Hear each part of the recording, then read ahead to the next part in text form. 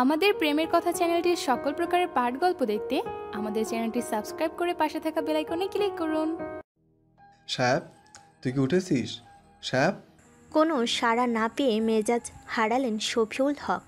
রেগে গিয়ে দরজায় বিশাল এক থাবা দিতে শুরু করলেন। 10 মিনিটের মধ্যে ঘরের বাইরে তুই না আসলে তোর গাড়িতে আগুন দেবো আমি। জেসমিন রান্না করছিলেন। স্বামীর কথা শুনে ভয়ে খুন্তি নাড়ানো থেমে গেল তার। হুমকিটা কথার কথা শোনালেও আজ এই ঘটনা ঘটিয়ে ছাড়বেন শফিউল। অনেকক্ষণ ধরেই ছেলেকে ডাকতে ডাকতে ধৈর্য হারাচ্ছেন তিনি। রান্নাঘর থেকে জলদি বেরিয়ে এলেন জেসমিন। মেয়ে যারা ঘরে বসে ফোন চাপছিল। এই যারা, ফিসফিসানির মতো তাকে ডেকে বললেন, তরকারির কাছে যা তো। বলেই ছুটলেন ছেলের ঘরের দিকে।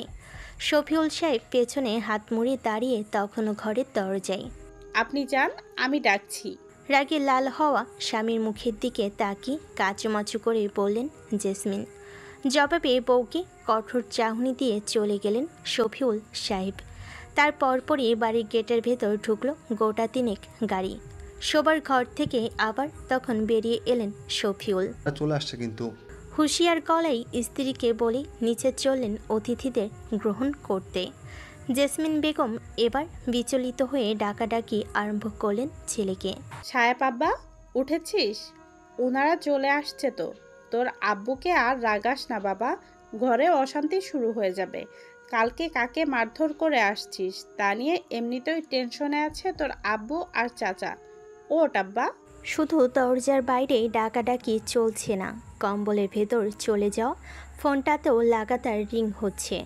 ডাকাডাকিতে সাড়া দিতে মন না চাইলেও ফোন কলের কারণে অতিষ্ঠ হয়ে শারফান বিচ্ছিরি গালি দিল কলারের উদ্দেশ্যে। ফোনটা খুঁজে স্ক্রিনে চোখ ফেল বড় চাচার নাম। চিরবিড়িয়ে গালিটা দিয়ে উঠে বসল সে। জেসমিন তখনও ডাকাডাকি করেই যাচ্ছেন দরজায় চাপড় দিতে দিতে। মায়ের আদর স্বর উপেক্ষিত হলো দরজার ওই গুতাগুতির শব্দের জন্য। ক্ষিপ্ত মেজাজে হুমকি দিয়ে উঠল তাই। আর একবার দরজা থাবড়াথাবড়ি করলে ঘরের একটা দরজা আস্ত থাকবে না। ভয়ে জেসমিন দরজায় হাত দিলেন না, মিনতির স্বরে শুধু বললেন, সবাই চলে আসছে বাবু, জলদি রেডি হয়ে বের হয়ে আয়। হাত বাড়িয়ে বেডসাইড সেন্টার টেবিল থেকে সিগারেট আর লাইটারটা তুলে নিল শারফান। বাপের হুমকি ধামকি, মায়ের আকুতি মিনতিকে কুছ পরোয়া না করে সিগারেট ধরালো আর কে যেন ভাবনে মুশকুল হলো। এর মধ্যে আবার বেজে উঠল ফোনটা। স্ক্রিনে সাকিবুল কাকু নামটা দেখো নির্বিকারভাবে স্ক্রিনে চেয়ে থেকে সিগারেটটা শেষ করতে থাকলো। সে ধীরে ধীরে কল কেটে গিয়ে সপ্তমবারের মাথায় কলটা আবার এলে রিসিভ করলো। আমি ফরিদপুর ঢুকেছি ভোর 5:30। ঘুমাতেও কি দেবেন না? একরকম খেকিয়ে উঠল সে চাচার উপর। ওপাশ থেকে শোনা গেল তখন, সিরাজ কাজী আহসানুল বাসারকে কি মুখের উপর বলা যায়? ভাইপো আমার ঢাকা থেকে মারামারি করে বাড়ি ফিরে রেস্ট নিচ্ছে। আপনারা কালকে আসলে ওর দেখা পাবেন। তোর আব্বাকে চেতাস না বাপ, পাছে দেখা গেল তোকে শেয়ার দেওয়ার ডিসিশন পাল্টাইয়া ফেলবে। ডিসিশন পাল্টালে আমিও পাল্টায় যাব। সিগারেটের টান দিয়ে ঠান্ডা গলেই বলল, 5 বছর কামলা দিয়ে আপনাদের ফকিন্নি হক কোম্পানির প্রফিট বাড়ালাম, ইনভেস্টর আনলাম। কামলা শেষে যদি বেনিফিট না পাই তো কোম্পানির ছেড়াক জ্বালিয়ে কোম্পানির রেস্ট ইন পিস করে দেবো। এ আর এমন কি কাজ? 11:40 বাজে, 50-এর ভিতর রেডি হয়ে চলে আয় বাপ। দ্রুত ফোন কাটলেন সাকিবুল সাহেব। ভাইপোর কথার জবাব দেওয়ার ভুল করলেন না একদম। সামনেই আবার সংসদ নির্বাচন, ভাইপোকেই লাগাবে এ কাজেও। কিন্তু মনে মনে তিনি আফসোস করলেন খুব। কেন আল্লাহ তার ঘরে একটা ছেলে দিলেন না? তাহলে কি আর ছোট ভাইয়ের এই হিটলার শয়তান ছেলেটাকে ভরসা করতে হতো? কথা শেষ করে তিনি ফিরে এলেন বসার ঘরে। শফিউল সাহেব তখন খুব আন্তরিকতার সাথে কথা বলছেন বাংলাদেশের শীর্ষ ব্যবসায়ী সিরাজ কাজীর সঙ্গে। শাফিউল আর সাকিবুল সাহেবের কোম্পানি হলো ভোজ্য তেল, চিনি, গুঁড়া দুধ আর দুগ্ধজাত পণ্যের। বাপদাদার আমলে কোম্পানিটা ভালো চললেও তাদের হাতে আসার পর থেকে দিন দিন অবনতি ঘটছিল ব্যবসার। শারফান তখন বিবিএ শেষ করতে না করতেই শফিউল সাহেবের কাছে হঠাৎ আবদার করল সে রেস্টুরেন্টের ব্যবসা করবে। কিন্তু পুঁজি দিতে রাজি হলেন না শাফিউল। উল্টো ছেলেকে শর্ত জুড়ে দিলেন তার কোম্পানির কর্মী হতে। যদি 1 বছর ভালো কাজ করে দেখাতে পারে তবে ওকে ম্যানেজার করা হবে এবং রেস্টুরেন্টের জন্য টাকা দেওয়া হবে। পরের হুকুম, পরের ফরমেশ খাটবে না বলে শারফান নিজের আলাদা ব্যবসা দাঁড় করাতে চেয়েছিল, কিন্তু বাপের কুচক্রি পরিকল্পনার কারণে সে আশা তার পূরণ হলো না। তখন অনেক ভেবেচিন্তে যুক্ত হলো সে বাপ চাচার ব্যবসাতে। আর তারপরই ঘটে গেল যেন বিস্ময়কর ব্যাপার। শারফান এতটাই নিষ্ঠাবান হয়ে কাজ দেখালো যে 1 বছর নয় 6 মাস পরই পরিচালনা পর্ষদের সাথে আলোচনা করে ওকে ম্যানেজার করা হলো। এবং ম্যানেজার হওয়ার পর থেকে শারফানের ধীশক্তির জন্যই নাকি কেবল আল্লাহর রহমতের জন্যই কে জানে কোম্পানির মেরুদণ্ড সোজা হতে শুরু করলো। পণ্য বাজারে ঢুকতে না ঢুকতেই শুধু লাভ আর লাভ। নতুন নতুন বিনিয়োগকারী আসতে থাকলো। তখন 5 বছরে শাফিউল আর সাকিবুল সাহেবের ব্যবসা প্রতিষ্ঠান ফিরিয়ে আনতে পারল তাদের অতীতের সুনামার মুনাফা। এরই মাঝে শারফানের আশাও পূরণ করে দিলেন শাফিউল, কিন্তু শারফানকে যেতে দিলেন না ব্যবসা ছেড়ে। শারফানও সে ইচ্ছা প্রকাশ করল না। ধৈর্য ধরে বছরের পর বছর কোম্পানিতে খেটে খুঁটে মোক্ষম চাল দিল সে 5 বছরের মাথায়। বাবার চাচাকে প্রস্তাব দিল কোম্পানির 40% শেয়ার ওর এখনই চাই। এবার কোম্পানির কোনো বেতনভুক্ত কর্মকর্তা নয়, বরং অংশীদার হতে চাই সে। অর্থাৎ বাপ চাচার ভাগ থেকে 20-20 করে দিতে হবে ওকে। আর তা না দিলে একেবারে সব ছেড়ে ছুড়ে চলে যাবে সে অন্য কোথাও। সাকিবুল আর শফিউল সাহেব 2 ভাই, বোনের আছে 5 জন। সাকিবুলের কোনো ছেলে সন্তান নেই, 3 মেয়ে। বড় 2 মেয়ে প্রেম করে পালিয়ে বিয়ে করেছে। তাদের আজ পর্যন্ত মেনে নিতে পারেননি তিনি, কারণ জামাই দুটোর অযোগ্য আর লোভী প্রকৃতির। ছোট ভাই শাফিউলের ছেলেই তার নিজের ছেলের জায়গা নিয়েছে, কিন্তু শারফানের প্রস্তাবে তাদের 2 ভাই প্রথমে একদম রাজি ছিলেন না।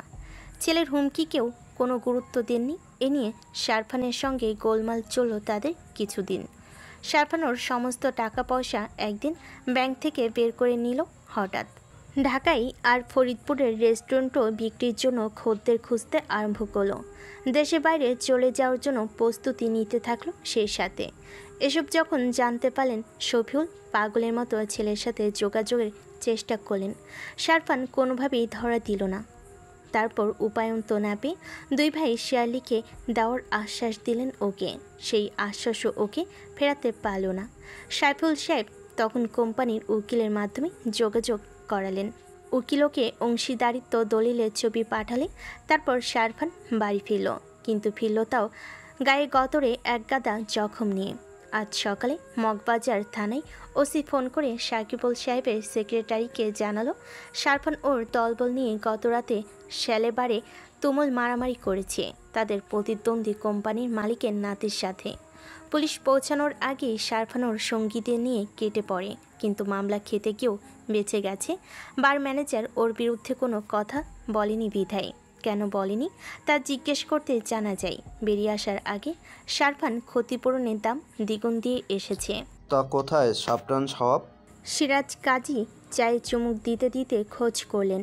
ওর ইন্টেলিজেন্স আর ডিক্রেশনের গল্প বাশার সাহেবের কাছে এ তো শুনেছি, তা তো জানেন না।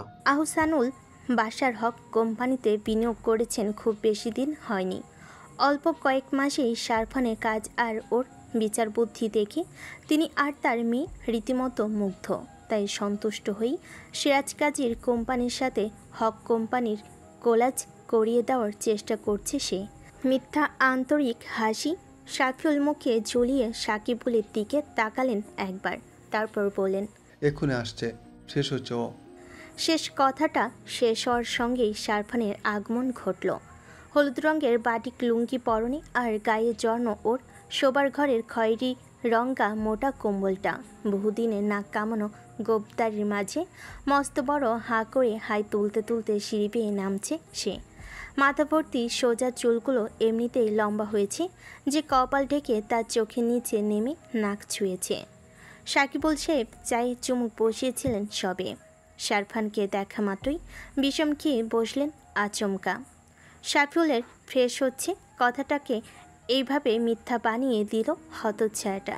কি তাণ্ডব শুরু হয় আজ বাপ ছেলের মাঝে। এই সংখ্যা করতে থাকলেন এবার সাকিবুল। ও কি সায়াব? বিস্মিত হয়ে বিড়বিড়ি উঠল বাসার সাহেব। সবার দৃষ্টি সিঁড়িতে। বাসার সাহেবের প্রশ্ন শুনতে পেলেও উত্তর দেওয়ার মতো মুখ নেই শাফিউলের।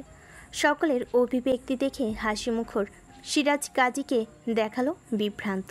সিঁড়ি পেয়ে আসা ছেলেটি কি শাফিউল হকের ছেলে? প্রশ্নটা তার মনে আসতে না আসতেই শারফান এসে বসে পড়ল বাবার মুখোমুখি রাখা সোফায়। ভেরি ভেরি সরি সিনিয়র্স, ঘুম ভাঙতে দেরি হয়ে গেল। বাসার সাহেবকে হাঁ করে তাকিয়ে থাকতে দেখে হাত নেড়ে পড়ল। হে আঙ্কেল, হাউ আর ইউ? আলহামদুলিল্লাহ। বিস্ময় ঘোর কাটিয়ে উঠে বাসার সাহেবকে আগা পাঁচতলা দেখতে দেখতে জিজ্ঞেস করলো, তোমার কি অবস্থা? ঠিকঠাক আছো তো? আর বলেন না আঙ্কেল, গত রাতে মানিক মিয়ার পুতের পুতকে মারতে গিয়ে আমার হাত পায়ের অবস্থা খারাপ। কিন্তু তার আগেই তড়িঘড়ি করে শাফিউল বলে উঠলেন, ছোটোখাটো একটা অ্যাক্সিডেন্ট করে কাল রাতে বাড়ি ফিরেছে। হাতে পায়ে খারাপভাবে ইনজুরিড হয়েছে। বেতায় জ্বর লেগে বিচ্ছিরি অবস্থা ছেলেটার। দেখুন না, প্যান্টটা পর্যন্ত পরতে পারেনি। এমনিতে ও শীত কাতুরে, তার উপর এত জ্বর যে কম্পোর্টটাই গায়ে জড়িয়ে চলে এসেছে। ছেলেটা আমার আর বড় হলো না। ভাইয়ের সঙ্গে সুর দিয়ে হাহা করে হেসে উঠলেন সাকিবুলও। সেই সঙ্গে শারফানকে মনে মনে গালিও দিলেন। সত্যবাদী যুধিষ্ঠিরের বাচ্চা আবার নিজের মাস্তানগিরি কেটে শোনাতে গেছে গর্বের সাথে। আরে কি বলেন? ওকে তাহলে খামোখা নিচে রাখলেন কেন? কপট চিন্তিত ভাব দেখিয়ে বাসা সাহেব বলল শারফানকে, ঘরে গিয়ে রেস্ট নাও সায়াব, কষ্ট দিলাম তোমাকে। কোনো কষ্ট না আঙ্কেল। সিরাজ কাজীর দিকে চেয়ে গদগদ হয়ে বলল সে। আমার আইকন এসেছেন আমার সঙ্গে দেখা করতে, কি যে সৌভাগ্য আমার। এতক্ষণ সিরাজ কাজী চোখ মুখ কুচকে অদ্ভুত প্রাণী দর্শন করার মতো মুখভঙ্গিতে শারফানকে দেখে যাচ্ছিলেন। ওর অপরিপাটি অবস্থা আর পরনে লুঙ্গি কম্বল দেখে এখানে বসে থাকার মানসিকতা চলে গিয়েছিল তার। কিন্তু শারফানের বলা আইকন শব্দটার জোরে বিরক্তি আর বিতৃষ্ণা তার গায়েব হয়ে গেল যেন। মুচকি হাসলেন। শারফানের সঙ্গে কথা বলার আগ্রহ জাগলো তার। সবে ঠোঁট ফাঁক হলো তার, আর অমনি শারফান বলে বসল, স্যারের সাথে আজ কথা বলতে না পারলে তো আমার খাওয়া বাথরুম সব বন্ধ হয়ে যাবে। আমি কি করে ঘরে গিয়ে রেস্ট নেই বলেন? খাওয়ার সঙ্গে বাথরুম কথাটা শোনা মাত্রই চেহারাটা আবার কুঁচকে ফেলেন সিরাজ কাজী। ওদিকে দাঁতে দাঁত চেপে চোখ বন্ধ করে মেজাজ ধরে রাখার চেষ্টা চালাচ্ছেন শাফিউল। কি যে এক পরিস্থিতি তৈরি হচ্ছে তা দেখে বাসার সাহেব হাঁসফাঁস করতে শুরু করলো। শারফানের প্রতি আসলে তার মেয়ে প্রচণ্ড আগ্রহী। অবশ্য তিনিও সন্তুষ্ট শারফানের ব্যবসায়িক বুদ্ধিমত্তা দেখে। কিন্তু আসল কারণই হচ্ছে তার ডিভোর্সি মেয়েটা। ওই মেয়েকে তিনবার বিয়ে দেওয়া হয়েছে, একটা সংসারও ধরে রাখতে পারেনি। দেখা যায় ডিভোর্সটাও হয় মেয়ের দোষেই। তাই শারফানকে দেখার পর আর জানার পর মেয়ের কথা মতো ওকে ঘর জামাই করার মনোবাসনা জাগে। তবে মেয়ের বয়স বেশি শারফানের থেকে, এ নিয়ে শুরুতে একটু দ্বিধা ছিল তার। কিন্তু আজকাল তাদের মতো ধনী শ্রেণীর মাঝে এসব বিষয় বিশেষ কিছু না। তাই সমস্ত দ্বিধা কাটিয়ে ওঠে শারফানকে আরও উপরে তোলার জন্য সিরাজ কাজীর মতো যশস্বী ব্যক্তিকে কতভাবে বুঝিয়ে সেই ঢাকা থেকে ফরিদপুর টেনে আনলেন। কিন্তু ঘুণাক্ষরেও যদি জানতেন শারফান ঘরের বাইরে যতখানি আকর্ষণীয় ব্যক্তিরূপের, ঘরের ভেতরে ততটাই খবিশ প্রকৃতির। সায়াব, তোমার মনে হয় সত্যি রেস্ট নেওয়া দরকার। আপনার সঙ্গে মাত্র 5 মিনিট কথা বলার সুযোগ চাই স্যার, প্লিজ। অনুরোধ কণ্ঠ, এমনকি চেহারাতেও সরলতা প্রকাশ পেল শারফানের। আচ্ছা বলো। বিরক্ত সিরাজ কাজী মেকি হাসলেন। ব্যবসাতে ঢোকার পর কত ছেলে মানুষই চিন্তা নিয়ে ব্যবসাতে ঢুকেছিল সেসব গল্প শোনাতে থাকলো শারফান। গল্পের মাঝ পর্যায়ে এসে শুরু করলো আবার বেফাস কথাবার্তা, তবে তার নিজের সম্পর্কে নয়, বাপ চাচার সম্পর্কে। কোম্পানিটা ডুবতে বসেছিল তাদের কি কি ভুলের কারণে, সেসবের ফিরিস্তির পর শুরু করলো নিজের প্রশংসা। ডুবতে বসা কোম্পানিকে এসে কিভাবে কোন কৌশল অবলম্বন করে উদ্ধার করেছে, আর সেসব কৌশলগুলো সে অনুসরণ করে সিরাজ কাজীর বহু পুরনো প্রেরণামূলক বক্তব্য শুনে কয়েক মুহূর্তের মাঝে আবার ভুলে গেলেন সিরাজ কাজী। তিনি অত্যন্ত বিরক্ত ছিলেন শারফানের উপর। মন্ত্রমুগ্ধ হয়ে শুনে গেলেন উপস্থিত বুদ্ধি দ্বারা সাজানো তার ব্যাপারে শারফানের সমস্ত মিথ্যা গল্পগুলো। এমনকি বাসার সাহেবও মুখে হাসি টানলেন, ধীরে ধীরে সন্তুষ্ট হতে থাকলেন। কিন্তু এই শীতে ঘাম ছুটে গেল সাকিবুল সাহেবের। নিজের বদনাম এভাবে কোনোদিন কারোর থেকে শোনেননি। লজ্জায় ছুটে পালাতে ইচ্ছে করছে তার। সাইফুল সাহেবও ভেতরে ভেতরে দারুণ বিব্রত আর লজ্জিত, কিন্তু চেহারাটা নির্বিকার রাখতে এবং চুপচাপ থাকতে বাধ্য হচ্ছেন, কারণ তিনি খুব ভালোভাবেই উপলব্ধি করেছেন ছেলের প্রতিশোধ পর্ব চলছে এই মুহূর্তে। সে আর চাওয়া নিয়ে গত 2 মাসে ছেলেকে যে পরিমাণ কথা শুনিয়েছেন, বকাঝকা আর অপমান করেছেন, তার পাই টু পাই হিসাব রেখেছে ছেলে। এখন সেসবে শোধ তুলবে শারফান ভীষণ রয়ে শুয়ে আরাম করে। কিন্তু তিনি ছেলের আর কোনো কাজে অবাক না হলেও অবাক হন কেবল এই দেখে যে তাকে অপদস্থ করার জন্য ছেলেটা নিজেকে খারাপ বা অসামাজিক প্রকাশ করতে এক বিন্দু ভাবে না। অর্থাৎ এই যে বেশে শারফান আজ উপস্থিত হয়েছে অতিথিদের সামনে, ওর এই হটকারিতা সূচক কাজ আজই প্রথম নয়। যখনই সে শফিউল সাহেবের প্রতি ক্ষিপ্ত থাকে তখনই সে এমন ধরনের কাণ্ড করে বসে, যা দ্বারা বাপের নাক কাটা পড়ে অতিথি সমাজে বা জনসম্মুখে। শৈশব থেকেই অত্যন্ত বেপরোয়া, বেয়াদব আর সেই সাথে ভয়ঙ্কর রাগী দুর্নাম বয়ে বেড়ানো এই ছেলেটাকে বহুভাবে ভালো মানুষ বানানোর চেষ্টা করেছেন শাফিউল হক, কিন্তু তিনি ব্যর্থ। বাসার একটা কথা দেখি বাড়াবাড়ি বলেনি, is the only medicine that can keep the whole company stable. শারফানের ভূয়সী প্রশংসায় কতক্ষণ মেতে থাকলেন সিরাজ কাজী, তারপর হাসতে হাসতে শাফিউলকে বলেন, আপনি একটা চিজ বানিয়েছেন শাফিউল সাহেব। হ্যাঁ, একটু অদ্ভুত বটে আপনার ছেলে, কিন্তু খোঁজ নিলে দেখা যাবে পৃথিবীতে যত মহান প্রতিভাবান ব্যক্তি ছিলেন বা আছেন তারা প্রত্যেকেই কোনো না কোনোভাবে অদ্ভুত, মানুষকে চমক লাগানোর বৈশিষ্ট্য। ঘাড় নেড়ে হাসতে হাসতে সহমত জানাই বাসার সাহেব। সাকিবুলও যোগ দিলেন তাদের সাথে। তাই বাধ্য হয়ে শাফিউলও কৃত্রিম হাসি মুখে টানলেন। স্যার, তেসরাভাবে হেসে বাহাতের তালু ডান হাতের বৃদ্ধা আঙ্গুলে ঘষতে ঘষতে শারফান বলল, আপনার মতো জেম নিশ্চয়ই বিশ্বাস করেন না ট্যালেন্ট কখনো ধনী গরিব কালো ফর্সা সোশ্যাল আনসোশ্যাল দ্বারা প্রকাশ পায়? অবশ্যই না, গোবরে পদ্ম ফোটে কথাটা তো আর এমনি এমনি আসেনি। এক্স্যাক্টলি। বলে নিজেই থাইয়ের উপর জোরে চাপড় মেরে বসল শারফান। এমন ধরনের একটা মন্তব্যই সে সিরাজ কাজীর মুখ থেকে বের করতে চাইছিল। কোনা চোখে দেখে নিল সে বাপটাকে। শাফিউলের চোখ মুখ কঠিন হয়ে উঠেছে দেখে খুশিতেই ইচ্ছা করলো ওর এখনই সোফার উপর গড়াগড়ি দিয়ে হাসতে। নিজেকে পদ্ম আর বাপকে গবর প্রমাণের মনোবাসনা ওর অনেক দিনে ছিল কিনা। বাপের দিকে চেয়ে চিবুকের দাড়িগুলো টানতে টানতে সিরাজ সাহেবকে বলল, আসল কথা হচ্ছে ক্যালিবার আর বুদ্ধির মজুদ থাকতে হবে স্যার। সেটা আমার লুঙ্গির তল থেকে আসুক আর প্যান্টের তল থেকে। হাস্যরত সিরাজ কাজী মাথা দুলিয়ে সম্মতি দিতে থাকার মাঝে শারফানের শেষ কথাই সহসা থতমত খেয়ে গেলেন। কিন্তু বাদশা সাহেব এবার আর অপ্রস্তুত হলেন না। উপরন্ত ফিক করে হেসে ফেলাটা কোনো রকমে ঠেকালেন। তিনি কিছুটা ঝুঁকে গেছেন শারফানের কথাবার্তার ধরন আর এতটুকু সময়ের মাঝেই ওর কথাবার্তার ধারার সাথে মানিয়েও নিয়েছেন। তবে মানিয়ে নিতে না পারা সিরাজ কাজীর বিব্রত হওয়া মুখটা দেখে শারফান একগাল হেসে দিয়ে বলল, জায়গাটা ম্যাটার করে না স্যার, থাকাটা ম্যাটার করে। ভিড়িয়ে রাখা দরজায় দুবার টোকা দিতেই ভেতর থেকে শারফানের আওয়াজ এলো, ঢুকে পড়ো। সাইফুল সাহেব গাম্ভীর্যের সঙ্গে ঘরে ঢুকলেন, কিন্তু ঢুকেই পড়লেন বিব্রতকর অবস্থায়। লাল শর্টসের উপর সাদা পাঞ্জাবি পরে ছেলে আয়নার সামনে শটান দাঁড়িয়ে আছে। বোতাম লাগাচ্ছে পাঞ্জাবির। ওকে আপদমস্তক দেখে কি যে বিরক্ত হলেন তিনি।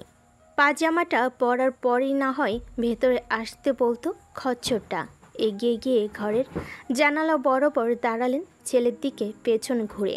নির্বাচনের আগ পর্যন্ত ফরিদপুরে থাকতে হবে তোকে, তোর চাচার সঙ্গে। এবার খাটতে হবে খুব, আর জায়গা মতো টাকা কাজে লাগাতে হবে। বাঁকা বা তেসরা কোনো জবাবই না শুনতে পেয়ে শফিউল সাহেবের কপালে ভাঁজ পড়ল। বদমাইশটা কি কথার মধ্যে ঘর থেকে বেরিয়ে গেল। চৌকিতে ঘাড় ফেরালেন। দেখলেন চোখ মুখ শক্ত করে ছেলে পাঞ্জাবি চেন বোতামের সঙ্গে মারামারি করছে। ওগুলো সোনার। ক্লাস 8 থেকে ছেলে ট্যালেন্ট পুলে বৃত্তি পেয়েছিল বলে চাচা শফিকুল এই সোনার চেন বোতাম উপহার দিয়েছিলেন ভাতিজাকে। কিন্তু আজকের আগে এটা কখনো কোনো কোট বা পাঞ্জাবির সাথে ওকে পরতে দেখেননি। আজ পড়ছে, তবে কোন উদ্দেশ্যে? একটু ভাবতেই উদ্দেশ্যটা বুঝতে সময় লাগলো না শাফিউলের। আজ রাতে শেয়ারের অংশ লিখে দেওয়া হবে ওকে। তাহলে ছেলে আজ খুশি বিধায় সাজগোজের তোড়জোড় চলছে। কিন্তু যেভাবে টানাটানি করছে, চেনের গিট ছাড়ানোর চেষ্টা করে বারবার ব্যর্থ হচ্ছে, তাতে এখনই মেজাজ হারাবে বদরাগীটা। তারপর চোখের পলকে চেনটা একটানে ছিঁড়ে বাইরে ছুঁড়ে ফেলবে। তার আগেই তিনি এগিয়ে গেলেন শারফানের কাছে। আমাকে দেখতে দাও। গম্ভীর স্বরে বলে চেনটার গিট খুলতে থাকলেন। খুব বেশিক্ষণ লাগলো না খুলতে। বোতামগুলো লাগিয়ে দিতে দিতে উপদেশের সঙ্গে ছেলেকে বললেন, এত অধৈর্য আর বদরাগী হলে যা অর্জন করেছো তা কিন্তু এক নিমিষে হারিয়ে যেতে সময় লাগবে না। ধৈর্য বাড়াও আর রাগ কমাও। ভার মুখে বোতাম লাগানো দেখার ফাঁকে ফাঁকে চোখ তুলে বাবাকেও দেখছিল শারফান। এই মানুষটার কাছে জীবনে বহুবার মার খেয়েছে সে, নানান অন্যায় আর দুষ্টামির জন্য। এতটাই খেয়েছে যে শেষ কবে ওকে আদর করেছেন শাফিউল তা সে ভুলেই গেছে। সেসব মারধরের কথা অবশ্য মনে রাখেনি সে মূলত কোনো কিছুই বেশি দিন মনে জমা রাখতে পারে না। কিন্তু গত 2 মাস ধরে করা বাবার অপমানজনক কথাবার্তা ওকে খুব খেপিয়ে দিয়েছে, যেটা এখন অবধি মন থেকে সরাতে পারেনি। বোতাম লাগানো শেষে ছেলের দিকে চাইতেই চোকাচুকি হয়ে গেল দুজনের। শারফান এক পলের মাঝেই দৃষ্টি সরিয়ে ব্যস্ত হলো চুল নিয়ে। কিন্তু এই এক পল সময়ই শাফিউল দেখতে পেলেন ছেলের আয়তাকার কালো চোখে তার প্রতি কঠিন অভিমান। দীর্ঘশ্বাস ফেলে দেখতে থাকলেন ছেলেকে শান্ত চোখে। কেন তিনি অস্বীকৃতি জানিয়েছিলেন শেয়ার দিতে, তাও তো ছেলেকে বলে লাভ নেই। ছোট থেকেই টাকার প্রতি ছেলের মাত্রা অতিরিক্ত চাহিদা। টাকা কামানো আর একই সাথে টাকা ওড়ানোই ছেলের একমাত্র কাজ। কোম্পানির মালিক বনে যাওয়ার পর দেখা যাবে যতটা পরিশ্রম করে মুনাফা বাড়াবে সে, তার চেয়ে কম পরিশ্রমে টাকা নষ্ট করবে। এই আশঙ্কা মিথ্যা নয়, কিন্তু কি আর করা। একটাই ছেলে, রাগ ক্ষোভ নিয়ে একবার দেশ চালে মরার আগেও ওকে আর ফিরিয়ে আনা যাবে না। ব্যাক ব্রাশ করে হেয়ার ক্রিম লাগানো শেষে শারফান পারফিউমের বোতলটা হাতে নিল। তবে স্প্রে করার আগে শাফিউল বাধা দিলেন। নামাজে যাচ্ছিস, আতর মেখে যা। আতর নাই আমার।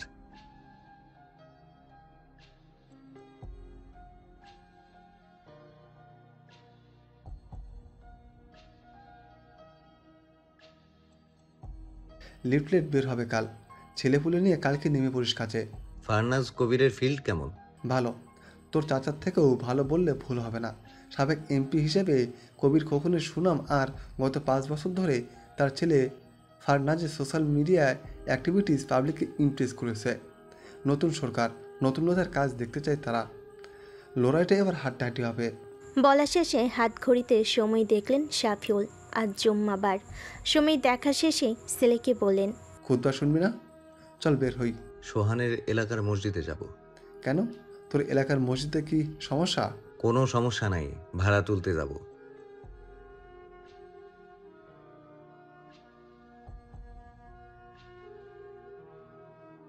ঘাটটা ঘুরিয়ে কয়েক সেকেন্ড বাবার চোখে নির্লিপ্তভাবে তাকিয়ে থাকলো সে। তারপর আচমকা হাসি ছাড়ে ঠোঁট দুটো চড়িয়ে জবাব দিল, আমার আম্মুই বলেছে আমাকে যেতে। বলা শেষেই মুখটা পূর্বের মতো ভার করে সরে এলো আয়নার সামনে থেকে। স্ত্রীর ওপর বেজেই চটলেন শাফিউল। এই মহিলা ছোট থেকে হাতে টাকা দিয়ে দিয়ে ছেলেটাকে আমার বোকা বানালো। মনে মনে বউকে বকাবকি করে কড়া চোখে কতক্ষণ দেখলেন শারফানকে। মধ্য বাদামি বর্ণ গায়ে ধবধবে সাদা পাঞ্জাবিটা ছেলেকে নজর কাড়া সুপুরুষ লাগাই চাউনি কোমল হয়ে এলো তার। দ্রুত চোখ ফেরালেন, যদি নজর লেগে যায় তবুও আরেকবার আর চোখে দেখলেন। গতকাল জেসমিন বেগম আদর করে বলার পর ছেলে চুল কেটে খানিক ছোট করেছে আর দাড়ি সামান্য ট্রিম করেছে, কিন্তু গোফ কামানি দেখে খোঁচা মেরে বললেন, খামদানি গোপ বানানোর শখ হয়েছে নাকি? কথাটা শুনে হঠাৎ কী ভেবে হেসে উঠল শারফান। গোপ পাকাতে পাকাতে বলল বাবাকে, তোমাদের সরকার ইলেকশনে জিতে গেলে বলো তো ভারতের মতো গোফের ভাতা আইন করতে। এদেশে গোফের গুরুত্ব কমে যাচ্ছে, বুঝলে? একটা গোফের পেছনে কত পরিশ্রম, কত ধৈর্য আর কত আত্মকাহিনী থাকে, সেসব তোমরা জানো না।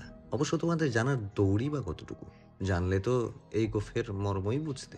খোঁচা মারার কারণে ছেলে এবার তাকে চটানোর চেষ্টা করছে বুঝতে পেরে ঘর ছাড়ার সিদ্ধান্ত নিলেন শাফিউল। কাল যথেষ্ট বকাঝকা করেছেন ছেলেটাকে, তাই আজ অন্তত কিছু বলতে চান না, কিন্তু বেরিয়ে যাওয়ার সময় দরজায় দাঁড়িয়ে বক্রোক্তিটা না করে পারলেন না। পায়জামা রেখেই বেরিয়ে যেও না যেন। বিছানার উপর ওয়ালেটটা খুঁজছিল শারফান। বাপের টিটকারি শুনে ওয়ালেট খুঁজতে খুঁজতে এসে উত্তর দিল, আমার ছাদ ফাঁকা না যে বুদ্ধিশুদ্ধি বাতাসে উড়াল দেবে। কথাটা শুনতেই আশঙ্কি খাতটা নিজের মাথায় চলে গেল সাইফুল সাহেবের। চাঁদিতে টাক পড়ে গেছে তার অনেক আগেই। ছেলেমেয়ের আড়ালেই বউ তার আগে ভীষণ আক্ষেপ প্রকাশ করত তার টাকের জন্য। বই সেসব আক্ষেপ শুনতে মন্দ না লাগলেও ছেলের অপমান মোটেও ভালো লাগলো না। রেগে মেগে ধমক দিতে গিয়েও থামলেন, হনহনিয়ে বেরিয়ে গেলেন শারফানের ঘর থেকে। বেলা ৩টা। নামাজ শেষে শারফান বসে আছে রাস্তার পাশে বাইক থামিয়ে। পাশেই ৩ বন্ধু, সোহান, সাদ্দাম আর রিপন। ওদের গল্প করার মাঝপথে সামনে নীল বিল্ডিংয়ের গেট খুলে বেরিয়ে এলো লম্বা চওড়া ছাগল দাড়িওয়ালা সেন্টু। ভাই ভাই বলে শারফানকে ডেকে এগিয়ে এলো সে। বিল্ডিংটা 6 তলার, 6,500 করে প্রতিটা ফ্ল্যাটের ভাড়া। টাকাগুলোর হিসাব বুঝিয়ে দিল সে শারফানকে। শারফানের বাইকের কাছাকাছি প্লাস্টিকের বড় এক বোল রাখা। বোলটা তুলে নিয়ে সেন্টু নীল বিল্ডিংয়ের পাশের বাড়িটির দিকে এগোলো। যাওয়ার পথে শারফান খেয়াল করলো বলে অনেকগুলো ফুল গাছের চারা, তার মধ্যে জারবেরার চারা পছন্দ হলো ওর। ডেকে উঠলো সেন্টুকে পেছন থেকে, ওগুলো কোথায় নিয়ে যাচ্ছিস? এই যে প্রফেসরের বাড়ি ভাই। ওই জারবেরা, ফুল গাছটা দিয়ে যা। তুই ফুল গাছ নিয়ে কি করবি? আমার বেলকনিতে রাখবো, ভালো লাগছে ফুলগুলো। কিন্তু সেন্টুকে দেখালো দ্বিধাগ্রস্ত, তাই আবার বলল শারফান, নিয়ে আসিস না কেন? ভাই প্রফেসরের মেয়ের কাছে গাছগুলো বিক্রি করেছি। করছিস তো কি হয়েছে, এদিকে আয়, টাকা দিয়ে দিচ্ছি তোকে। সেন্টুকে তবু খুশি দেখালো না। সে এসে চারাটা দিল মুখ কালো করে, তারপর ঢুকে পড়ল সাদা বাড়ির গেটের ভেতর। জোহরা খাতুন বারান্দায় বসে বড় নাতি সানার চুলে তেল দিচ্ছিলেন। বাড়ির গেটে সেন্টুর ডাকাডাকির আওয়াজ পেয়ে সানা ডাকলো ছোট বোনকে, এই মেহা, এইদিকে আয় তো, গিয়ে দেখ সেন্টু ভাই চারা নিয়ে আসছে। ঘর থেকে পেরিয়ে এলো সপ্তদোষী সুচ্ছিরি। ওনা মাথায় দিতে দিতে বারান্দা পেরিয়ে গিয়ে সদর গেট খুলো সে। সেন্টু তাকে দেখে হাসি মুখে চারাগুলোর বোল এগিয়ে দিয়ে বলল, ইয়ে মেহা, জারমেবার চারটা আমার এক বড় ভাই নিয়ে নিছে, তোমাগরে পরে আয়না দেই। চোখা দৃষ্টিতে মেহা সেন্টুর দিকে চেয়ে থেকে হঠাৎ চেঁচিয়ে উঠল, আপু, তোর ফেভারিট জারবেরা গাছ সেন্টু ভাই তার কোন বড় ভাইকে দিয়ে দিয়েছে। ভরকে গেল সেন্টু। মেহার নালিশ শুনে অপ্রতিভ হয়ে বলল, আরে এই যে শফিউল কাকার পোলা দাঁড়ায় আছে এখানে, আসার পথে রাইখা নিছে। না করছিলাম কিন্তু শুনলো না। আমি কিছু জানি না, যার যারা তাকে কৈফিয়তে। বলে বোলটা নিয়ে মেহা বাসার ভেতর চলে এলো। সানাকে বলল সেন্টুর বলা কথাগুলো।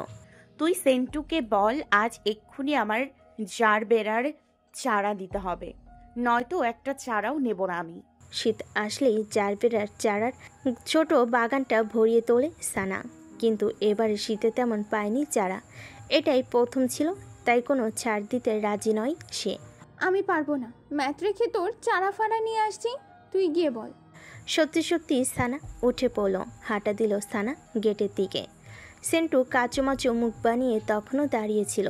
সানাকে দেখে মাপ চাওয়ার আগেই সানা কঠোর সুরে বলল, যাকে দিয়েছেন তার থেকে হয় ফেরত এনে দেবেন চারা, আর নয়তো আজকে সন্ধ্যার ভেতর আরেকটা দেবেন আমাকে। জারবেরার চারা আপাতত শেষ আপু। তাহলে আমার চারা আমাকে ফেরত এনে দেন, আমি দাঁড়িয়ে আছি এখানে। অসহায় দেখালো সেন্টুকে। শারফানের কাছ থেকে চারা ফেরত আনার সাহস তার নেই। আবার সানার ছোট বোন মেহাকে সে মনে মনে খুব পছন্দ করে। বড় বোনকে অসন্তুষ্ট করে কি ছোট বোনের মন পাবে সে? এই ভয়ে শারফানকে পাওয়া ভয় দূর হয়ে গেল তার। আচ্ছা, আপনি দাঁড়ান আপু। বলে সে চলে গেল শারফানের কাছে।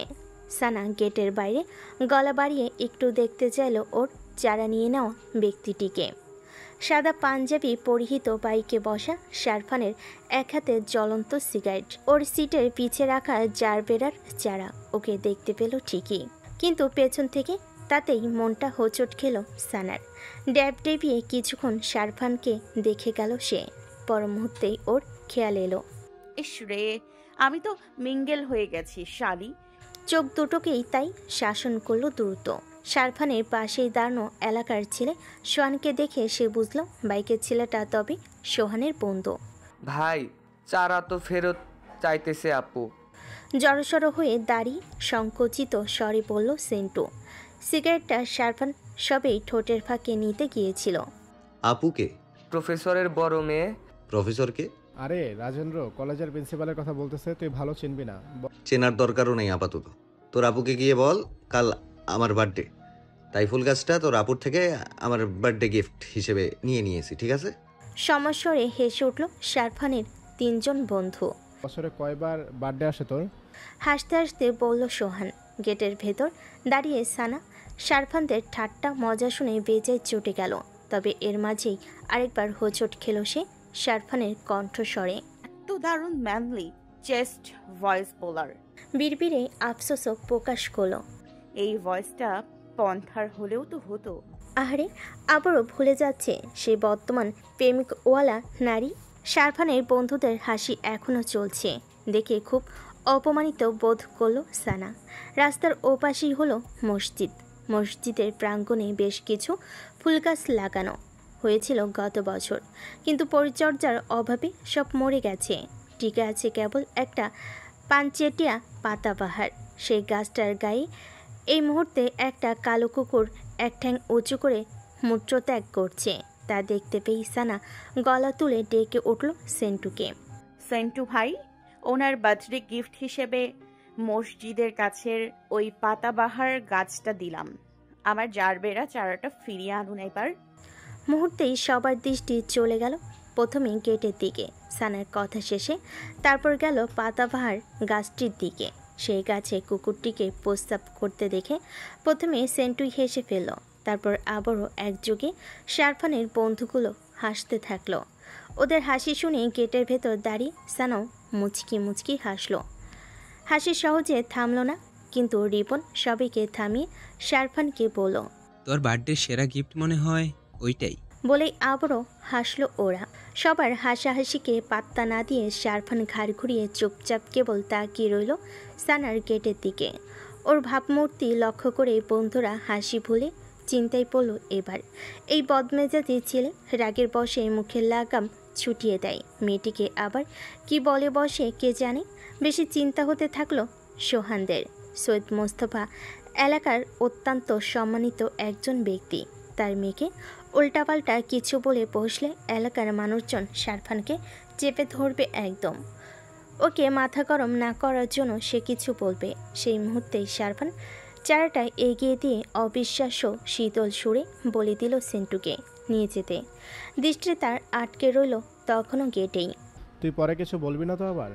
অবাক হয়ে সোহান আশঙ্কাটুকু প্রকাশ করলো। তখন তাকে আরো অবাক করে দিয়ে শারফান বলে উঠল, এত মাসুম সুন্দর কণ্ঠের মালিককে? নাম কি ওর? সানার কথা জিজ্ঞেস করছিস? সানা? সানা, সানা ফারহিন। গোস্ত বেশি নিস না, তোর ভাইয়ের হবে না অতটুকুতে। এই তরকারি নিয়ে যা। বলে ডিমের কোরমার বাটি মেয়েকে এগিয়ে দিলেন জেসমিন। মেজাজ খারাপ হলো জারার। আম্মু, আমার বান্ধবী 3 জন, গুনে গুনে 2 পিস মাংস দেবো নাকি? ওদের ইজ্জত থাকবে হকবাড়ির? আর তোমার ছেলের এই রাক্ষসে খাওয়া কমাতে বলবে না? 1 কেজি গরুর মাংস যদি ওর এক বেলাতেই লাগে তো শ্বশুর বাড়ি গিয়ে আদর পাবেও? ওর শ্বশুর বাড়ি নিয়ে তোর ভাবতে হবে না। শারফানের জন্য খাবার পেরে রাখতে রাখতে জেসমিন ধমকালেন জারাকে। বেটা ছেলেরা একটু বেশিই খায়। তুই ওর খাওয়া নিয়ে খবরদার ফাউল কথাবার্তা বলবি না। বাড়িতে আসলেও কত মাস পরে, সে কথা তো ভাবিস না। যা বের হ তরকারি নিয়ে। এত দরদ দেখাও না ছেলেকে নিয়ে, এই ছেলেই একদিন তোমাকে কাঁদাবে দেখো। রেগেমেগে মেঝেতে পা গুটিয়ে বেরিয়ে গেল যারা রান্নাঘর থেকে। মেয়ের যাওয়ার পথে তখন আগুন চোখে তাকিয়ে থাকলেন জেসমিন। ডাইনিংয়ে বান্ধবীদের খেতে দিয়ে যারা বসলো সবেই। এরই মাঝে বসার ঘরে আগমন ঘটল শারফানের। ডাইনিং থেকে বসার ঘরটা চোখে পড়ে। খেতে থাকা যারার বান্ধবী একজন শারফানকে দেখা মাত্রই উত্তেজিত হয়ে যারাকে কুনোয়ের গুঁতো দিল। তোর ভাই চলে এসছে যারা, ওনাকে আমাদের সাথে খেতে বসতে বল প্লিজ। বাকি দুই বান্ধবীও শারফানকে দেখে আবদার ধরল যারার কাছে। ওরা মূলত এসেছেই শারফানের সাথে কথা বলতে, ওকে দেখতে। যারা সেসব জানেও, সেও চায় ভাই তার প্রিয় বান্ধবীদের কারোর সাথে সম্পর্কে জড়াক, বউ করুক। কিন্তু ভাইকে ডাকার আগে ভাইয়ের মেজাজ বুঝতে হবে। সে উঠে এসে শারফানের পিছু পিছু সিঁড়িতে উঠতে থাকলো। ভাত খাবি না ভাই? পেছন থেকে হঠাৎ বোনের ডাক শুনে হাঁটার মাঝেই একবার ঘাড় ঘুরিয়ে তাকালো শারফান। আম্মুকে বল, আর নয়তো তুই আমার ঘরে নিয়ে আয়, ভাত খিদে পেয়েছে খুব। আমি সব ডাইনিংয়ে নিয়ে আসছি, তুই ফ্রেশ হয়ে ডাইনিংয়ে আয় না। কথা বাড়াস না তো। হাতের ঘড়ি খুলতে খুলতে ঘরের দিকে এগোলো শারফান। যা বললাম কর, খেয়েই বের হতে হবে আবার। ভাইয়া প্লিজ আয় না। ন্যাকা ন্যাকা স্বরে যারা অনুরোধ করলো। আমার বান্ধবীরা তোর অ্যাক্সিডেন্টের কথা শুনেই দেখতে আসছে, ওদের সঙ্গে অন্তত একবার দেখা কর। ঘরের মুখে দাঁড়িয়ে পড়ল শারফান ভুরু কুচকে। বোনের দিকে ওভাবেই একটু সময় চেয়ে থেকে তারপর ঢুকে পড়ল ঘরে। বলল, খাওয়ার মাঝখানে কারো ছোঁচা নজর সহ্য হবে না আমার। আছে একটু হাত দিয়েই কার গালে আদর করে বসবো তার ঠিক নাই। এত অনুরোধও ভাই রাজি হলো না। উপরন্ত বলে কিনা এটো হাত দিয়ে বান্ধবীদের থাপ্পড় মারবে। ছোটোখাটো একটা ঝগড়া শুরু করতে যাচ্ছিল যারা, তখনই শারফান বলল, আমার খাওয়া শেষে ওদের নিয়ে আসিস আমাকে দেখাতে। খাওয়ার মাঝে এসে যেন কেউ ছ্যাঁচড়ামি না করে। ড্রেসিং টেবিলের সামনে দাঁড়িয়ে চুল বাঁধছিল সানা। হুট করে মিহা এসে ওর সামনে দাঁড়িয়ে পড়ে হিজাব পরতে আরম্ভ করলো। খ্যাপা চোখে বোনের দিকে তাকিয়ে হাঁক দিয়ে উঠল সে। কিরে, তুই আমার নতুন হিজাব পরছিস কেন? জিজ্ঞেস করেছিস আমাকে? তুই হিজাব পরতে জানিস বলত? কিনে কিনে তো ঘরেই ফেলে রাখছিস। আশ্চর্য, আমি যেদিন খুশি সেদিন পড়ি, তাতে তোর কি? আমি পড়ার আগে তুই কেন পড়বি? তুই তো পড়তেই পারিস না হিজাব। মেজাজ খারাপ নিয়ে মেহা বোনকে বলল, এক হিজাব পড়তে যেয়ে 2 ঘন্টা লাগাস, তাও ঠিকঠাক হয় না। ঘরে ফেলে রাখবি তা আমাকে পড়তে দিবি না। আরেকটা কথা বল, হিজাব টয়লেটের মধ্যে ঢুকিয়ে রাখবো। তোকে আমি আস্ত রাখবো? চেঁচিয়ে উঠল সানা। দুই বোনের তর্ক বিতর্ক পাশের ঘর থেকে শুনতে পেয়ে মা নাজমা চলে এলেন জায়নামাজ ছেড়ে। তাকে দেখেই সানা নালিশ দিলে মিহা বলল, কয়টা হিজাব কিনে শোকেসে রেখেছো তোমার মেয়ে, দেখেছো? একটাও পরে ও আজকে আমি পড়ছি দেখে কি শুরু করেছে। তোর জিনিস তোর বোন পড়বে না তো কে পড়বে? হিংসেমে করাচ্ছি কি শেষ কার থেকে? তুই ওরটা পড়বি, ও তোরটা পড়বে, এতে এত ঝগড়াঝাটি হবে কেন? আমি কি পড়তে ওকে নিষেধ করেছি? আমি পড়ার আগে ও কেন পড়ে ফেলবে? তা তুই পড়িস না কেন? 6 মাস ধরে শোকেসে ফেলে রেখেছিস, কেন না পড়ে? ও নিজেও পড়বে না, আমাকেও পড়তে দেবে না বলে ভেঙচি কেটে মিহা হিজাব পরে নিল। সানা তখন রেগে মেগে মাকে বলল, আমি হিজাবগুলো কিনেছি 500-700 দাম দিয়ে, কোনো বিয়ে অনুষ্ঠানে পরবো তাই। তোমার মেয়ের মতো 150-200 টাকার হিজাব কিনিনি যে প্রতিদিন কলেজ প্রাইভেটে পড়ে বেড়াবো। আচ্ছা ঠিক আছে, আজকের দিনটা পড়েছে পড়ুক, ওর শখ হয়েছে একটু শখ মিটাক, তোরই তো বোন। সোফায় রাখা ব্যাগ নিয়ে মিহা জলদি কেটে পড়ল, নয়তো সুন্দর হিজাব পরার শখ আজ আর পূরণ হবে না। তবে যাওয়ার আগে সানাকে আড়ালে দাঁত বের করা হাসি দেখাতে ভুলল না। সে হাসি দেখি সানা মনে মনে ভেবে রাখলো বাজে বোনটাকে সাহায্য করবে আজ রাতে কিভাবে। মায়ের কথার কোনো জবাব দিল না সানা। রাগ করে চুলটা বেঁধে গায়ে ওড়না জড়িয়ে ব্যাগটা নিয়ে বেরিয়ে পড়ল সেও প্রাইভেটের উদ্দেশ্যে। আব্বুকে গালাগাল করে, একদম উচিত কাজ করে। তোমার ছেলের মতো ফাতরা ফালতু আর খবিশ কোনো ছেলে দুনিয়াতেই নাই। যারা চেঁচাতে চেঁচাতে বলল, ও কি ওর সময় নষ্ট করলো? ও তো আমার ইজ্জত খেয়ে দিল ওদের কাছে। ওরা তো কলেজে গিয়ে সবার কাছে বলে বেড়াবে আমার ভাই কত বড় খবিশ। 15 মিনিট হলো যারা এভাবেই শারফানের উপর চেঁচামেচি করছে ওর ঘরে দাঁড়িয়েই। জেসমিন বেগম আদর গলায় ধমক সুরে কোনোভাবেই শান্ত করতে পারছে না মেয়েকে। ভাবছে ছেলে যদি রেগে 2-4টা চর লাগিয়ে বসে, কিন্তু শারফান নির্বিকার। সে ওর বড় চুলের পরিপাটি নিয়ে ব্যস্ত। সিঁথি কেটে একপাশে বেশি চুলগুলোকে 3 আঙ্গুলে ক্রিম মেখে কিছু চুল এদিক ওদিক করে বসিয়ে দিল। হালকা ফুলে থাকলো সেই চুলগুলো, আর অপর পাশে চুলগুলোকে একটু ব্যাকব্রাশ করে চাপিয়ে দিল সেগুলো। পায়জামা পাঞ্জাবি পাল্টে ঢিলে ঢালা হাফ হাতার সাইরঙ্গা একটা গেঞ্জি আর কালো ট্রাউজার পরেছে। হাতে পড়া কালো বেল্টের নতুন আরেকটি ঘড়ি। মানিব্যাগ আর ফোন পকেটে পুরে বেরিয়ে যাওয়ার জন্য এগোতেই বোনের রাগি মুখটা দেখে তার সামনে এসে দাঁড়ালো হঠাৎ। মানিব্যাগ থেকে 500 টাকার একটা নোট ধরিয়ে দিয়ে বলল, 3 ছোঁচাকে নিয়ে গিয়ে হয় 3 প্লেট ফুচকা খাইয়ে দিস, আর নয়তো আমার রেস্টুরেন্ট নিয়ে 250 টাকার 3টে প্ল্যাটার দিস।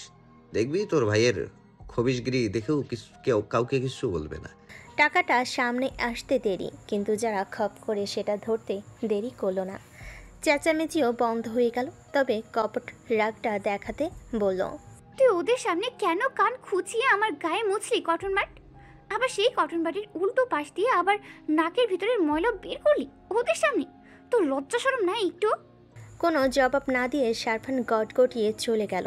যেতে যেতে সে যে ঠোঁট কামড়ে একটুখানি হাসলো তা ওরা কেউ জানতে পারল না। জেসমিন বেগম মেয়ের গায়ে একটা চাপড় মারলেন। তুই ওকে দেখানোর জন্য তোর বেয়াদব বান্ধবীদের ডেকে এনেছিস কেন? এর জন্যই তো শয়তানি করছে ওদের সামনে। আর তুই জানিস না তোর আব্বু আর কাকা মিথিলার কথা ভেবে রেখেছে ওর জন্য? মিথির চাইতে তো আমার বান্ধবীগুলোও দেখতে সুন্দর। মিথি খালি একটু ফর্সাই বেশি। কাকুর জন্য তুমি মিথিকে আমার ভাবি বানাবা? ভাইয়ার পছন্দ দেখবা না? তোর ভাইয়ের পছন্দ দেখা আছে আমার। ওই তো বাদশার বুড়ি মাইয়া ডায়নার সাথে লটর পটর করে বেরিয়েছে নাকি। পাছে ওরকম বড়ি ছুরি একখানা যদি ধরে নিয়ে আসে, ওর পর ভরসা নাই। মিতি দেখতে খারাপই বা কই, লম্বাও আছে, সুন্দরও আছে, আর ঘরের সব কাজও জানে, আর ঝগড়াও জানে তোমার কলিজা ভাজা ভাজা করার জন্য। ফোড়ন কেটেই যারা সরে পড়লো দ্রুত আরেকটা চাপড় খাওয়ার আগে। 2 কাপ মালাই চা এনে বসলো অনি চেয়ারটা টেনে। ফোন থেকে চোখ দুটো তুলে 1 কাপ হাতে নিয়ে শারফান জিজ্ঞেস করলো, কয়টা ব্যাচ পড়াস এখন? এসএসসি ব্যাচ বাদ দিয়ে দিছি। সামনের বছর থেকে এইচএসসির ব্যাচও বাদ দেব। অনার্সের ব্যাচগুলোই শুধু পড়াবো। ছেলে হবে কতগুলো? চায়ের কাপে 1 চুমুক বসিয়ে জিজ্ঞেস করলো শারফান। কাজে লাগাতে পারবি? অনিও চাই 2 বার চুমুক দেওয়া শেষে জবাব দিল, ওদের এই কয়টা মাস যদি ফোনের ইন্টারনেট আর চা সিগারেটের খরচ দিস, ওরা মাঠ গরম করে রাখতে পারবে। সবগুলো অনি ভাই ভক্ত, তাই তো? হাসতে হাসতে বলল শারফান। একটু লাজুক হাসলো অনি। পরিচিত হয়ে গেছি তো, এই জন্যই আর কি। কয়েকটা মেয়ে থাকলেও ভালো হতো। থাকবে তো, মেয়ের ব্যবস্থা কলেজের ভিপি মিলন করে দেবে। গার্লস হোস্টেলের মেয়েগুলোকে সমাবেশে নিতে পারবেও। তাহলে কাল থেকে ছেলেগুলোকে রেডি করে ফেলিস। বলে পকেট থেকে টাকার একটা মোটা বান্ডিল সে এগিয়ে দিল অনিকে। তো 20% রেখে বাকি ওদের ভাগ বাটোয়ারা করে দিস, কাজ শেষ। টাকাটা পকেটে ঢুকিয়ে অনি কিছুক্ষণের জন্য শারফানকে বসতে বলে চলে গেল পাশের রুমে। নিজের বাড়ি দুটো রুমে অনি ছাত্রছাত্রী পড়ে। এখন অ্যাকাউন্টিং বিভাগের অনার্স 2য় বর্ষের 20 জন ছাত্রছাত্রী পড়ছে। তাদের অঙ্কের কাজ বুঝিয়ে দিয়ে ফিরে এলো আবার। তখন বলল শারফান, তুই ঠিক করে বলতো আসলেই আমার কাকার ফিল্ড ভালো আছে নাকি? ফারনাজ কবিরের যে ক্লিন ইমেজের গল্প শুনলাম আজকে, তাতে তো আমার ভাবুকতি সুবিধে লাগছে না। পাছে যদি দেখি আমি ঠকামালকে যে তাতে হুদাই দৌড়াদৌড়ি করছি, তখন কিন্তু মাথা গরম হয়ে যাবে। টেনশন নিস না, যদি আমার বিচার সাপেক্ষে বলি তাহলে 50-50 দুজনের বেলাতেই। এক্ষেত্রে যে যত বেশি পাবলিককে নিজের প্রতি ইমোশনাল করতে পারবে, সেই আর কি ভোটটা হাতাতে পারবে আর কি বেশি। সোহান বলল ওর এলাকায় নাকি ফারনাজের সমর্থক বেশি। ওর চাচা সৈয়দ মোস্তফা ওই এলাকার মসজিদ কমিটির সভাপতি হয়েছে এবার। এছাড়াও শিক্ষক হিসেবেও বেশ সুনাম আছে, বুঝতে পারছিস এবার। তবুও আমি ওই এলাকাতেই কাল আগে ঢুকবো ভাবছি। এরই মাঝে সামনের রুম থেকে ডেকে উঠল এক কোমল বাচ্চা কণ্ঠের মেয়ে। অনি ভাই একটু এদিকে আসেন। চমকে উঠে কণ্ঠটা অনুসরণ করে তাকালো শারফান। সানা? বিড়বিড়ি উঠল অজান্তেই। নারী মানে সুন্দর, ভীষণ সুন্দর অথবা অল্প সুন্দর, কারোর না কারোর চোখে তো এরা সুন্দর হয়ই। সেই সুন্দর দেখে অভ্যস্ত শারফান, তাই আড়ম্বর করে কখনো নারী সৌন্দর্যের প্রশংসা করার প্রয়োজন মনে হয়নি ওর কাছে। বিশেষ বলেও মনে হয়নি নারীর ওই বৈশিষ্ট্যকে। না কখনো হয়েছে সে কোনো সুচিরির মুগ্ধতায় আচ্ছন্ন, কিন্তু কোনো এক নারী কণ্ঠ আজ দুবার ওর মনোযোগ আকৃষ্ট করে নিল। বিশেষভাবেই এখন আগ্রহ অনুভব করছি সেই নারীর মুখটা কেমন হয় তা দেখার জন্য। জ্বলন্ত সিগারেটটা ঠোঁটে নিয়ে অনেক ক্লাসরুমের দিকে পা বাড়ালো সে। অনেক হোয়াইট বোর্ডের সামনে দাঁড়িয়ে মার্কার কলমে লিখছে এখন। তার ক্লাসে ঢোকার পর কিভাবে মেয়েটিকে খুঁজে বের করবে এ চিন্তা ভাবনাতেও এলো না শারফানের। বোর্ডে লেখা শেষে অনি ছাত্রছাত্রীদের দিকে তাকানোর সময় দরজায় চোখ পড়ল তার। শারফানকে এগিয়ে আসতে দেখে 2 আঙ্গুলের ইশারায় ওকে 2 মিনিট অপেক্ষা করার কথা বলে মনোযোগ দিল ছাত্রছাত্রীর দিকে। শারফান মানল না তার ইশারা। দরজার মুখে আসতেই পেছন থেকে আচমকা ডেকে উঠলেন অনির বাবা। সবসময় পিছু ডাক অতি অপছন্দ শারফানের, মেজাজ নষ্ট হয় ওর। এই মুহূর্তে বিরক্ত হলো সে। উপরন্তু মুরব্বী বলে ভদ্রতা দেখাতে আধখাওয়া সিগারেটটাও এখন ফেলতে হলো। পায়ের নিচে ওটা মারিয়ে দিয়ে দরজা থেকে ফিরে এলো শারফান। অনির বাবার সাথে কৌশল আলাপ করতে করতে তার আবদার রাখতে যেতে হলো ওকে বাড়ির ভিতরে অনির মায়ের সাথে দেখা করতে। মধ্যবিত্ত পরিবার এদের। শারফানের মতোই 2 ভাই বোন। অনির বাবা বাজারে ফাস্টফুডের একটা দোকান চালান, আর অনি জাহাঙ্গীরনগর বিশ্ববিদ্যালয় থেকে মাস্টার্স শেষ করা শেষে চাকরির চেষ্টা করছে অনেক দিন ধরেই। মনোপুত চাকরি না মেলাই বাড়িতে বসে, তাই 2 বছর হলো পড়াতে শুরু করেছে। বিত্তবান প্রভাবশালী বাড়ির ছেলে বিধায় শারফান এলে ওর আদর যত্ন একটু বেশি করে অনির মা, তাই জোর করে ওকে নাস্তা করতে বসালেন তিনি। এরই মাঝে অনার্স 2য় বর্ষের ছাত্রছাত্রী পড়া শেষে একে একে বের হতে শুরু করলো, আর 3য় বর্ষ ঢুকতে থাকলো রুমে। সানা বের হওয়ার আগ মুহূর্তে রিয়ার ডাকে সে বাড়ির দাঁড়ালো মূল ফটকের সামনে গিয়ে। অনেক ছোট বোনই রিয়া সানার কাছে এসে ওকে জিজ্ঞেস করলো সে, তুই না সেদিন বললি পিকনিকে যাবি, আজকে না বললি কেন? ভেবেছিলাম রাঙামাটি বান্দরবন যাবে। চুলের ডগা আঙ্গুলে প্যাঁচাতে প্যাঁচাতে বলল সানা পানছে মুখ বানিয়ে। আজকে শুনি আলামিনদের কাছে সুন্দরবন যাবে ওরা। সুন্দরবন যে বাঘ হরিণ দেখার চেয়ে চিড়িয়াখানা যেয়ে দেখাই তো ভালো। আরে একদিনেই যাতে ফিরে আসা যায়, তাই সুন্দরবন যাওয়ার ডিসিশন নিয়েছে সবাই। ভালো কথা, যা তোরা, আমি যাব না। যাবি না কেন বল? চেঁচিয়ে উঠল রিয়া হঠাৎ। আমি টাকা জমা দিয়ে দিছি, টাকা কি ওরার ব্যাগ দিবে? তুই যাবি, আমার জন্য তোর যাওয়া লাগবে। হ্যাঁ তাই নাকি? বিদ্রুপ করে হেসে সানা বলল, ওই 800 টাকায় সুন্দর গজ কাপড় কিনে 400 টাকা মজুরি দিয়ে 1 সেট 3 পিস বানানো হয়ে যাবে আমার। তোর জন্য আমি 800 টাকা গচ্চা দিব, ভাবলি কেমনে শালি? সানার কথা শুনে রিয়া কপট বিক্ষিপ্ততা দেখিয়ে ওর ব্যাগ ধরে টান দিল। উদ্দেশ্য ব্যাগে টাকা পেলে সেই টাকা নিয়ে এক্ষুনি সে জমা দিয়ে দেবে আলামিনদের কাছে। পিকনিকের তালিকায় নাম লিখিয়ে দেবে বান্ধবীর। সানা দাঁড়িয়ে নাক কুচকে ঠোঁট ফুলিয়ে অদ্ভুত মুখভঙ্গি বানিয়ে হাসতে থাকলো রিয়ার ব্যাগ তল্লাশি দেখে, কারণ 20 টাকার 2টো নোট ছাড়া আর একটা পয়সাও নেই এতে। তা দেখেই হতাশ হলো রিয়া। রেগেমেগে তাই কথা শোনাতে শুরু করলো ওকে ছোট লোক, ছোট আত্মা, ফকিরের বাচ্চা বলে। জবাবে সানাও চুপ রইল না।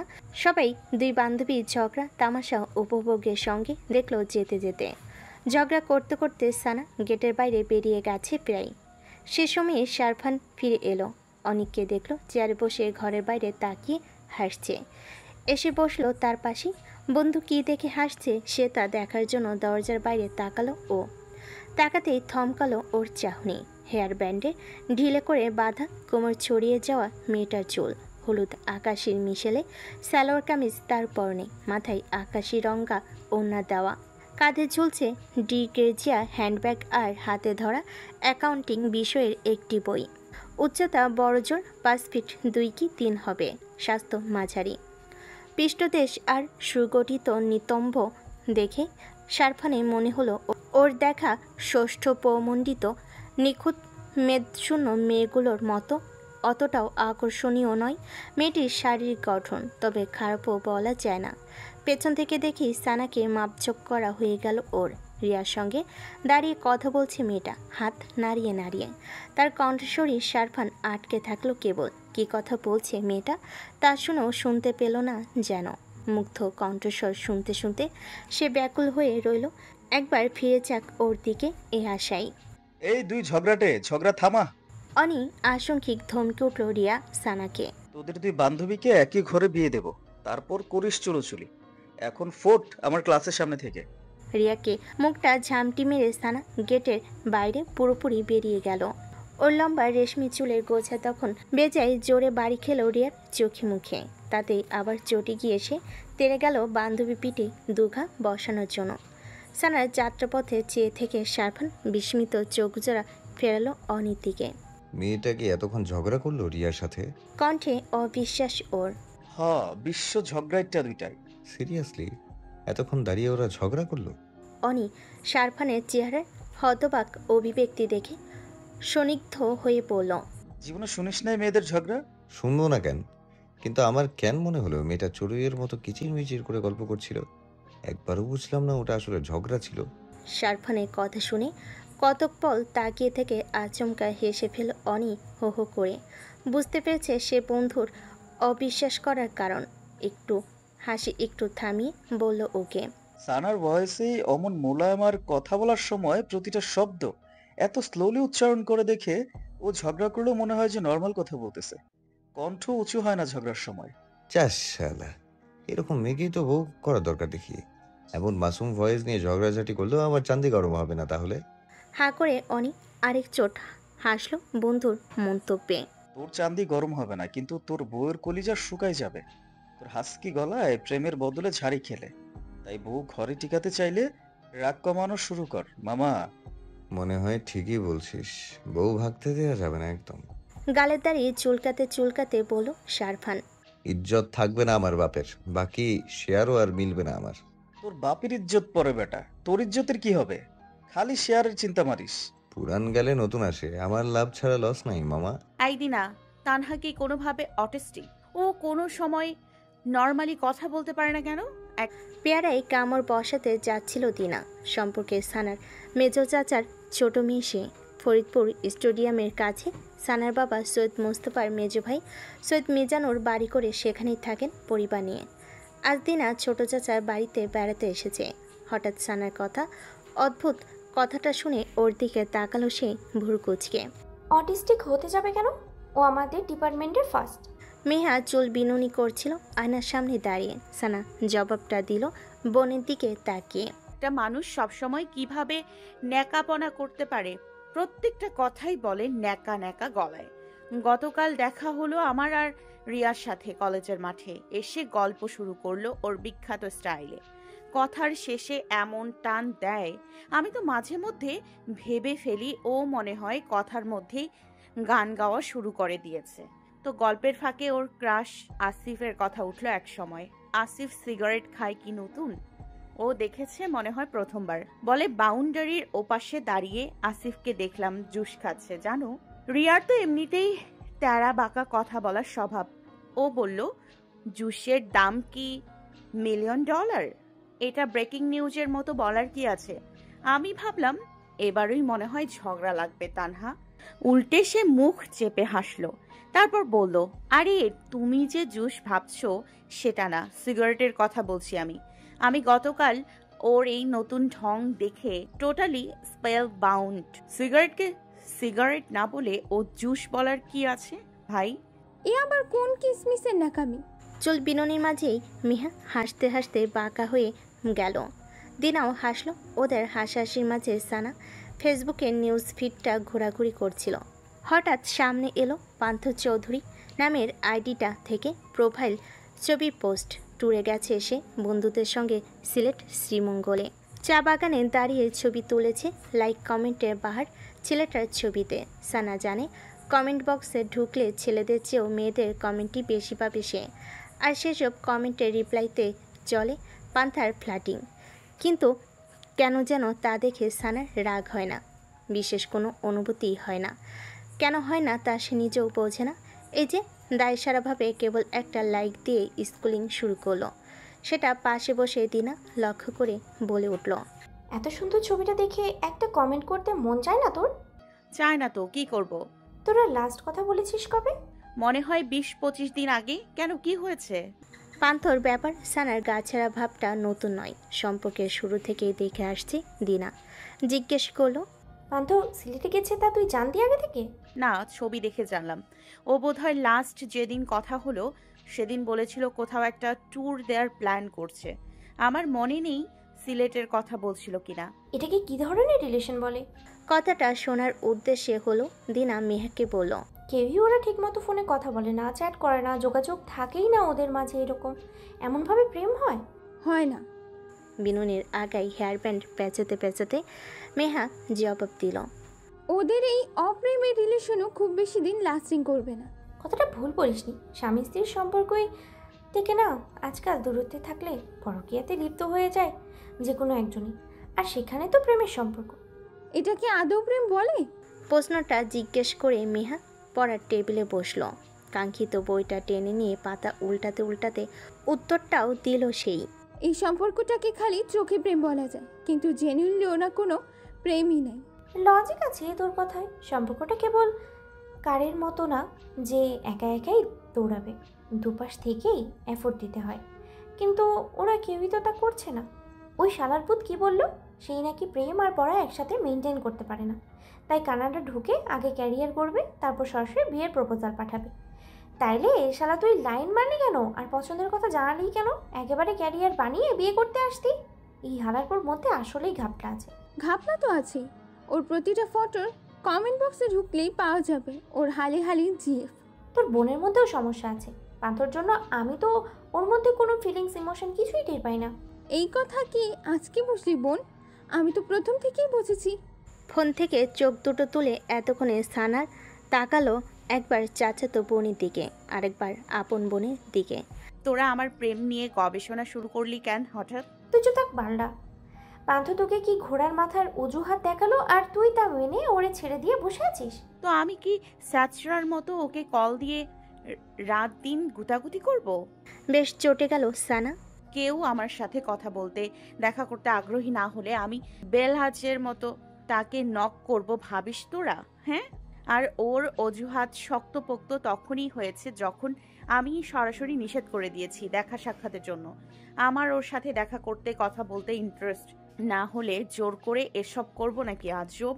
দেখ দিন আপা, ওকে ফোর্স করাটা ঠিক হবে না। পান্থর প্রপোজাল ও অ্যাকসেপ্ট করেছে তোর আর রিয়ার কথায় প্রভাবিত হয়ে, এটা তো স্বীকার করিস।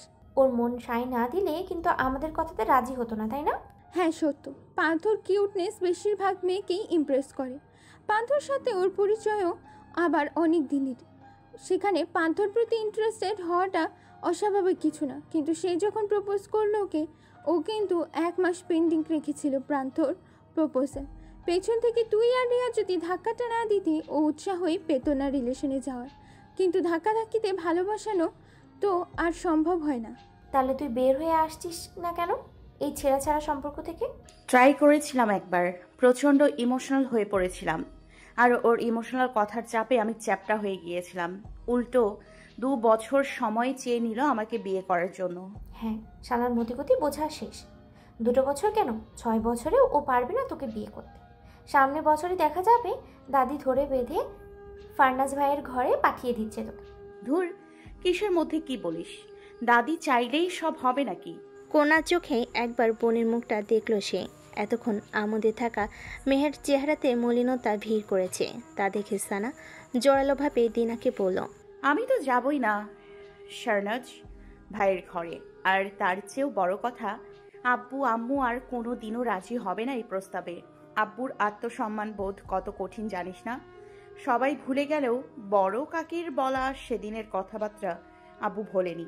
এখন বড় কাকা যদি এসে পায়েও ধরেন আব্বুর, তাও আব্বু রাজি হবে কিনা সন্দেহ। তাই এই বিষয় নিয়ে আর মজা নিস না তো। কালকে সকালে ফার্নাস ভাই বাসায় আসছে। কথাটা জানালো মিহা বইয়ের পাতায় চোখ রেখে নির্বিকার স্বরে। তাই নাকি? অনেকদিন পর দেখা হবে ভাইয়ের সাথে।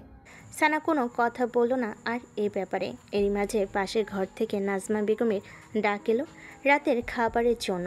বেলা 11:15। জেসমিন ভিডিও কলে বড় জায়ের সঙ্গে কথা বলতে বলতে ছেলের ঘরে ঢুকলেন। সারফান ঘুমিয়ে আছে চিত হয়ে, বাচ্চাদের মতো হাত পা চারিদিকে ছড়িয়ে, পরনে গতকালের পোশাকই। মাঝরাত পর্যন্ত বন্ধুদের সাথে কোথায় বসে আমোদ ফুর্তি করেছে কে জানে। গা দিয়ে মদের গন্ধ পেয়েছিলেন তিনি। রাতে যখন ঘরে ঢোকার সময় দরজাটা খুলে দিয়েছিলেন, ছেলে নেশা করে এ কথা দূরে বসে শুনেছেন এতকাল। গতকাল হাতে নাতে প্রমাণ পেয়ে কান্নাকাটি শুরু করে দিয়েছিলেন। ছেলেকে জড়িয়ে ধরে ওই মাঝরাতে সাপান হুঁশিয়ে ছিল। মাতাল হওয়ার মতো নেশা সে করেনি, কারণ মাথায় ছিল সে এখন বাড়িতে আছে। গতকাল বাপ আর চাচা তাকে শেয়ার লিখে দিয়েছে 25%। এই খুশি উদযাপন করতেই বন্ধুদের নিয়ে একটু মজো মস্তি করেছিল, এই আর কি। যদিও 40-এর কথা বলেছিল সে, তবে সেটা মুখে মুখেই বলেছিল কেবল, কারণ নিজেদের থেকে বেশি শেয়ার ওকে দেওয়া হবে না সে তা জানতই। মূলত এই 25-এর মালিকই হতে চেয়েছিল সে। 25-এর কথা বলে দেখা যেত শফিউল সাহেব 15%ও দিত কিনা সন্দেহ। মাকে কোনোরকম শান্ত করে আশ্বাস বাণী দিয়ে তারপর ঘরে ঢুকে ঘুমিয়ে যায়। দরজাটা বন্ধ করার কথা মনে ছিল না বিধায় জেসমিন এখন ভিতরে আসতে পেরেছেন।